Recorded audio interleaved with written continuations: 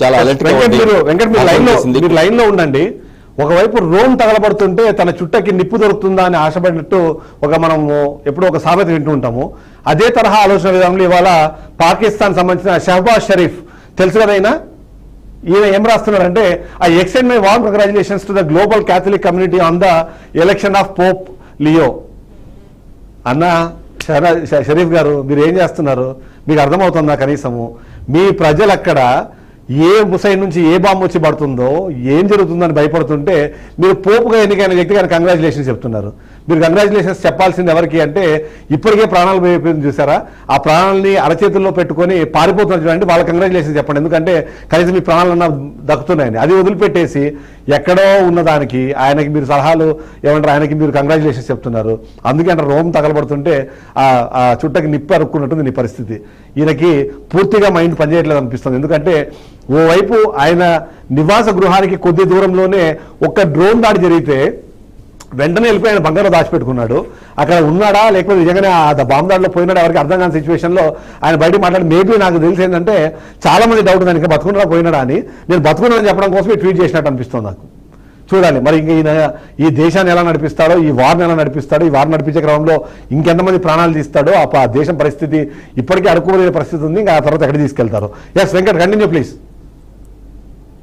Right. Pak ప్రధాని షహబాజ్ షరీఫ్ వైఖరి ఎప్పుడు కూడా మీరు చెప్పిన విధంగానే కొంత ఒక డిఫరెంట్ నేచర్గా అనిపిస్తూ ఉంటుంది. అంటే ఏమీ లేనప్పుడు, అంటే ముందేమో బాగా గట్టిగా అరవటంగా, లేదంటేనో పౌరుషంగా మాట్లాడడంగా, లేదంటేనో అంతర్జాతీయ వేదికలో గట్టిగా మాట్లాడడం, అగ్రెసివ్ అవటం, హైపర్ యాక్టివ్గా ఉండటం జరుగుతుంటుంది. నెక్స్ట్ మూమెంట్ ఎప్పుడైతే వార్ వస్తుందో అప్పుడు మాత్రం కనిపించకుండా పోవడం, పారిపోవటం, లేదంటేనేమో వేరే సంబంధం లేనట్టుగా వేరే అంశాలపై దృష్టి పెట్టడం కానీ, ట్వీట్లు చేయడం కానీ చేస్తూ ఉంటారు. అదే ఇప్పుడు మీరు ఎక్స్ప్లెయిన్ చేసింది కూడా అదే అనుకోవాలి.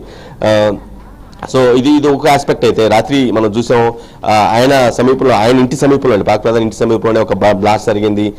కొంతమంది సెక్యూరిటీ గార్డ్స్ వచ్చి అతన్ని సేఫ్గా రక్షించడం కోసం తీసుకెళ్ళటం కానీ ఇవన్నీ కూడా మనం మిడ్ నైట్ వరకు కూడా మనం కవర్ చేసాం. సో ఇదొక ఆస్పెక్ట్ అయితే. బట్ స్టిల్ ఇక్కడ ఒక పాక్ ఆర్థిక శాఖ ఒక ట్వీట్ చేయడం జరిగింది. ఆ ట్వీట్ కూడా వైరల్ అవుతుంది. ఆర్థిక సంక్షేమంలో ఉన్నామంటూ ఒక ట్వీట్ చేయడం జరిగింది. భారత దాడులతో బాగా నష్టపోయామని చెప్తూ ఉంది. యుద్ధ పరిస్థితులు, స్టాక్స్ పడిపోవడంతో తీవ్ర ఆర్థిక సంక్షోభంలో ఇరుక్కుపోయామని చెప్తూ ఉంది. సంక్షోభం నుంచి గట్టెక్కించేందుకు అంతర్జాతీయ భాగస్వాములు సాయం చేయాలని ఒక ముసలి కన్నీరు కారుస్తున్న పరిస్థితి కనిపిస్తుంది.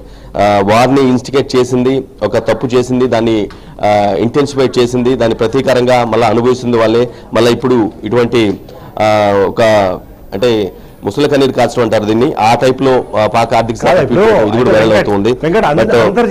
అంతర్జాతీయ మిత్రులు ఎవరున్నారు ఇప్పుడు వీళ్ళకి? IMF నాకు తెలిసి ఇవాళ $1.3 బిలియన్ సంబంధించిన బెయిల్అవుట్ క్యాన్సిల్ చేస్తుంది. ఎందుకంటే అటు దాంట్లో చాలా కీలకంగా ఉండే యూరోపియన్ యూనియన్ కానివ్వండి, లేకపోతే అమెరికా కానివ్వండి, ఇప్పటికే దాన్ని వ్యతిరేకిస్తుంది. సో వీళ్ళకి ఇంకెవరు సహాయం చేస్తారు, ఎవరు ఓటేస్తారు వీళ్ళకి? వీళ్ళు అడుగుతుంటున్నారు. అదైతే ఒకటి మీరు అన్న పాయింట్ చాలా వ్యాలిడ్ పాయింట్. చేసిన తప్పు వాళ్ళు చేసి అదేదో అంటారు కదా, పక్కన మీద పడి ఏడుస్తున్నట్టుగా అది ఆల్రెడీ చేస్తున్నారు. చేస్తూ మళ్ళీ ఇప్పుడు మేము ఆర్థిక సంక్షోభంలోకి ఎవరు నెట్టేశారు? మొదటి పాయింట్, అది ఇవాళ జరిగిందా? గత 15 రోజుల నుంచి వారు, లేకపోతే పెహల్గామ్ ఇన్సిడెంట్ తర్వాత ఏదైనా జరిగిన ఇన్సిడెంట్ల వల్ల వెళ్ళిందా? లేకపోతే గత 2-3 సంవత్సరాల నుంచి ఆ అడుగుతున్న పరిస్థితుల్లోనే ఉన్నారా వీళ్ళు? ఇప్పుడు ఆర్థిక సంక్షోభం కొత్తగా రావడం ఏంటి? ఎగ్జాక్ట్లీ రైట్ పాయింట్ అది. ఎందుకంటే దశాబ్దాలుగా కొనసాగుతూ ఉంది వాళ్ళ సంక్షోభం.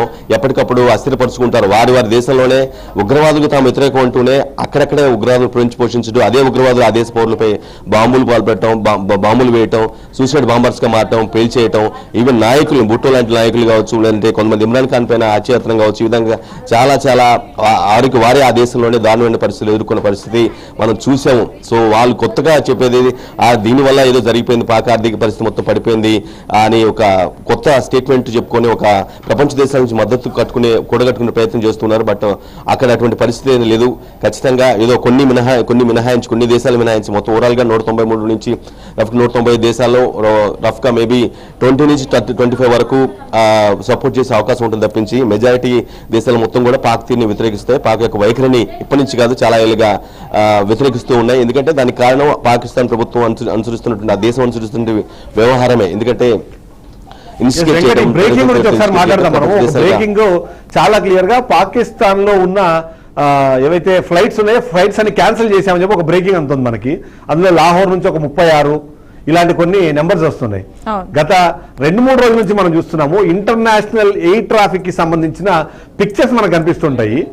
అందులో భారత్ మీద నుంచి పాకిస్తాన్ గగనతలము, పాకిస్తాన్లో భారత్ గగనతలాన్ని రెండింటిని రెస్ట్రిక్ట్ చేస్తూ నిర్ణయాలు తీసుకున్న తర్వాత భారత్ మీద ఆన్ యావరేజ్ పర్ మినిట్ 100ల సంఖ్యలో ఫ్లైట్ తిరుగుతుంటే పాకిస్తాన్ కేవలం 4 ఫ్లైట్లు మాత్రమే వాళ్ళ ఎయిర్ స్పేస్ లో ఉన్నట్టుగా మనం ఫొటోస్ చూసాం. ఏదైతే ఇంటర్నేషనల్ ఎయిర్ స్పేస్ కి సంబంధించిన ఫొటోస్ వస్తాయో, ఇప్పుడేమో కొత్తగా మేమన్నీ ఫ్లైట్లు క్యాన్సిల్ చేసాం. అసలు క్యాన్సిల్ చేయడానికి అసలు వీళ్ళు అక్కడి నుంచి ఎవరు వెళ్తున్నారు, ఎక్కడికి వెళ్తున్నారు, సామాన్య ప్రజలు వెళ్తున్నారా, లేదా వేరే విదేశాల నుంచి అక్కడికి వచ్చే పరిస్థితి ఉందా, ఉన్నవాళ్ళు వెళ్ళిపోవడం ఎట్లా చెప్పరా బాబు అని చెప్పంటే ఆ 4 కూడా నాకు తెలిసి ఆ 4 ఫ్లైట్లు కూడా పాకిస్తాన్ లో ఉన్న అధికారుల కుటుంబాలు లేదా ఈ సోకాల్డ్ రాజకీయ నాయకులు ఎవరైతారో వాళ్ళు పారిపోవడానికి వాడు, ఎందుకంటే లాహోర్లో 36 సర్వీసులు రద్దు అని చెప్పి ఏదైతే పెడుతున్నారు వెళ్ళిపోవడానికి వాళ్ళ ఫ్యామిలీస్ ఆ 4 తప్ప ఇంకా వేరేం లేవనుకుంటాను నేను. సో ఏంటి ఇప్పుడు ఈ ఫ్లైట్లు క్యాన్సిల్ చేసేస్తాం అది అని చెప్తున్నారు కదా, నిజంగా తిరిగే పరిస్థితి ఉందా?